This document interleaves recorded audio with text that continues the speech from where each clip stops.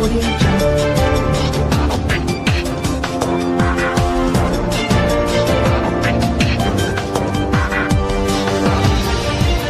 Audio Jungle.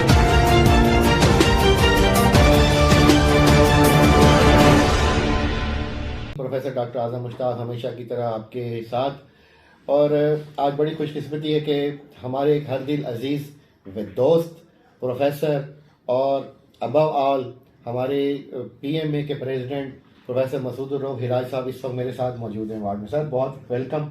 और sir की बहुत ये ज़रा नवाजी कि अक्सर जो है हमारे साथ तशरीफ़ लाते रहते हैं और हमारे मसाइल डॉक्टर्स के भी और जनरली आप ज़ाहिर है जिस तरह से हम आपको कहते हैं और तंग करते रहते हैं तो आप उसको जितना हो सके हल करते हैं।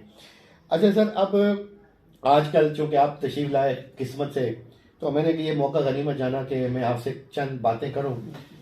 जो आपकी खिदमत हैं पीएमए के लिए और डॉक्टर्स के लिए, और इवन जब आप ओहदे पे नहीं भी थे तब भी, और सीपीएसपी के लिए, वो किसी से ढकी छुपी नहीं, रोज़े रोशन की तरह यहाँ है। लेकिन मैं ये चाहूँगा कि जैसे अब जो नया सिनेरियो बन रहा है, या जो आपको वेल अवेयर हैं आप भी, तो और मैं ये चाहता हूँ कि हमारे नाज़रीन भी उससे वाकिफ़ हो जाएं कि सर जो कुछ मसाइल हैं डॉक्टर्स के, जैसा कि हमेशा रहते हैं, इसमें किसी के साथ हमें कोई शिकायत नहीं है कि फ़लाँ ने ये मसाइल खड़े कर दिए या फ़लाँ ने कर दिए।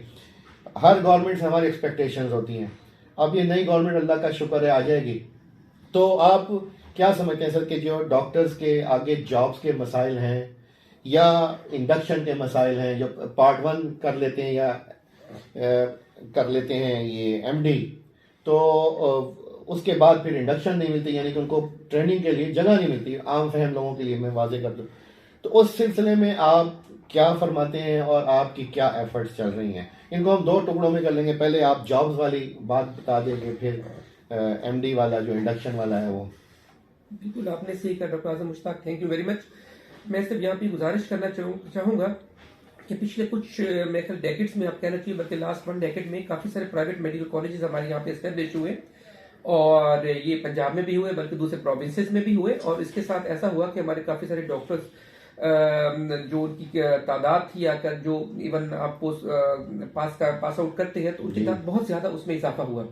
लेकिन अनफॉर्चुनेटली इसके साथ साथ हमारी जो जॉब अपॉर्चुनिटीज थी आकर, उसके ऊपर कोई तवज्जो नहीं दी गई। उसका नतीजा ये निकला कि हमारे काफी सारे डॉक्टर्स अपनी ग्रेजुएशन कर लेते हैं, एमबीबीएस कर लेते हैं आकर, लेकिन उनके पास कोई प्लेस नहीं है। एक बड़ी अच्छी बात है कि बड़े लोग आ रहे हैं जी, और लेकिन ये कि आगे जी डेफिनेटली आकर ठीक है, अवाम को जो आप ये देखें कि उनको डोर स्टेप पे भी उनको अब सहूलियत मिलना शुरू हो गई है, हेल्थ फैसिलिटीज उन तक पहुंच गई है। लेकिन इसके साथ साथ ये कि उनके पास जॉब अपॉर्चुनिटीज नहीं है बिल्कुल भी। हमारे अब काफी सारे डॉक्टर्स ऐसे हैं जो बेरोजगार हो रहे हैं, इवन उनको जॉब्स नहीं मिल रही।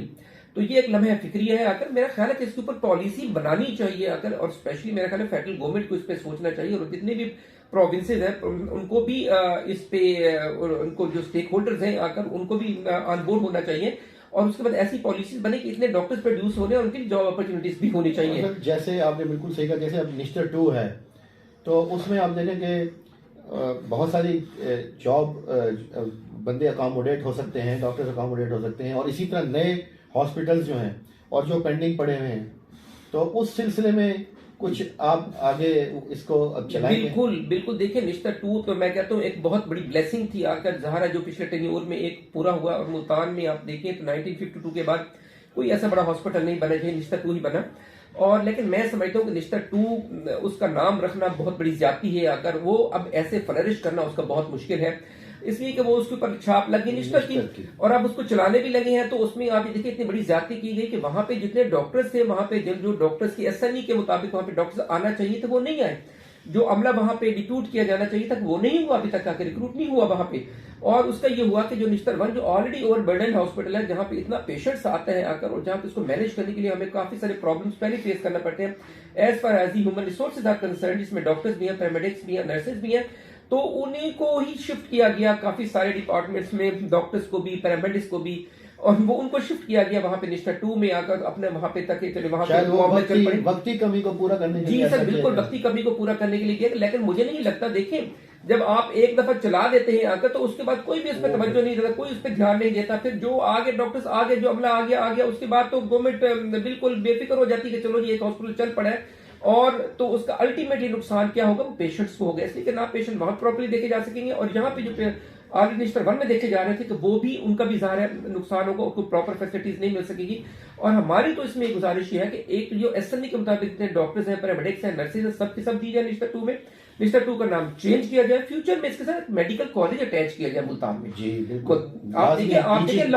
लाहौर में अगर 6-7 अगर आपके गवर्नमेंट के साथ अगर आपके मेडिकल कॉलेजेस हैं तो मुल्तान में क्यों नहीं हो सकता? मुल्तान में सब एक निस्टर है जी। और 1952 में बना था आकर, और उसके बाद मेडिकल कॉलेज, उसके बाद तो कोई और मेडिकल कॉलेज नहीं है, तो मेडिकल कॉलेज बनना चाहिए आकर। निस्टर 2 का नाम चेंज करो, एक इंडिपेंडेंट मेडिकल कॉलेज बनाया जाए आकर, और उसके मुताबिक जितने भी हमारे ऐसे डॉक्टर्स हैं, पैरामेडिक्स हैं आकर, सब के सब वहां पे प्रोवाइड किए जाए, अगर हम चाहते हैं कि मरीजों का वाकई फायदा